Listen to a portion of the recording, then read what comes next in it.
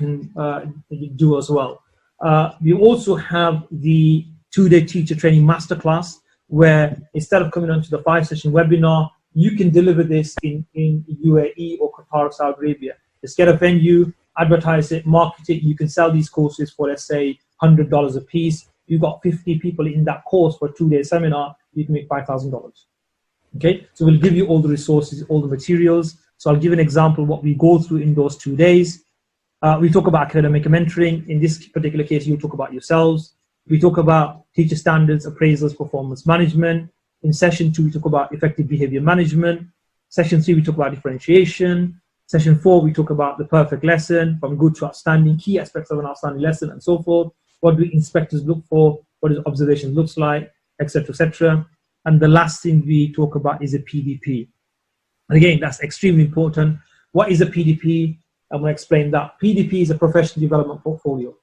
Now, some of you might have seen my excerpts or comments on Facebook or Twitter or Instagram and so forth. And some of you I've had, WhatsApp conversations or Skype conversations or Zoom conversations. Now, let me explain to you why majority of teachers don't get the job or the teaching position that they should be getting into. Number one, the first one is their CV is incorrect. The CV is not showcasing or highlighting all your strengths. Okay, and remember, example, if I'm a head teacher and I'm getting 50 CVs in, per week, I don't have time to read every single CV. So you've got 30 seconds to show me what you can do. And therefore, bang, bang, bang. It's bullet points really, and just putting all the key elements in. So I help you, prepare that CV. The second thing you need to look at is, by doing this 5-session webinar or the 2-day training masterclass and so forth, is now you start adapting the language. Okay? Because if I'm a head teacher and you're not using the key phrases or the key words, I'm not going to employ you. Especially if you are applying to work in an international school, American-based or British-based school. Okay? If you're not speaking the language, you're not speaking the lingo, you're not going to get hired. Simple as that. Thirdly, it's all about the evidence, which comes in your professional development portfolio. So what I do is give you a contents page, and that looks at everything that should be in your portfolio.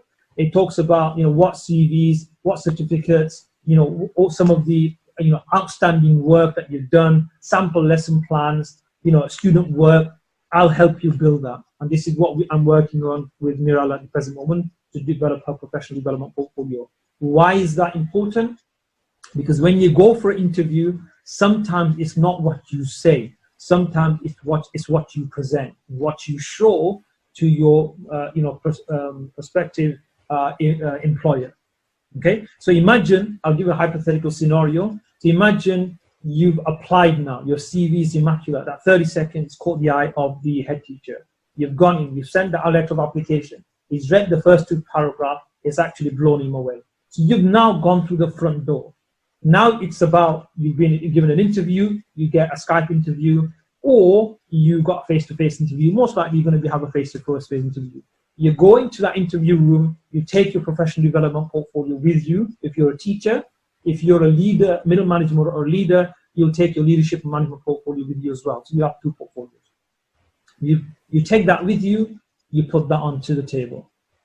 Okay? I'm going to give you an example of what happened to one of my students last year. After I had left that school, that teacher decided that she wanted to get into middle management because there was no opportunities in her current school.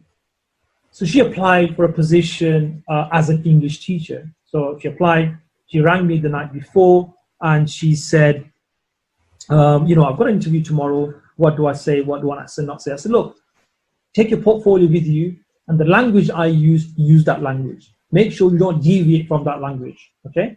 She goes, is that it? I said, yeah, it's simple as that. She went in the next day. She then spoke, obviously, the head teacher interviewed her, and there was a safeguarding lead and one of the trustees.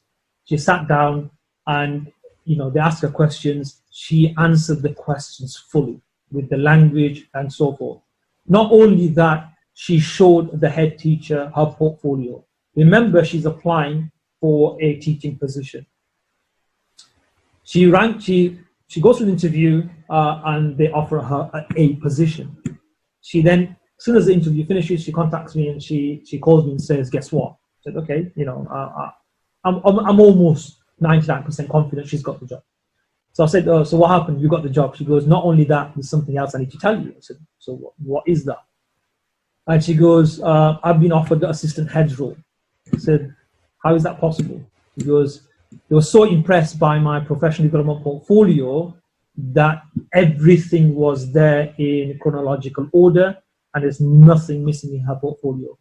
And therefore, they were so impressed that they wanted to come on board as a senior leader and to train all the other staff how to develop a portfolio like this in terms of evidence, performance management, and appraisals, and so forth. So imagine she can actually just do consultancy work doing that and charge schools £400 a day just on that. Okay, so that is why it's so critical to have the professional development portfolio, and you've got all your certificates and everything within that as well. Okay, I'm gonna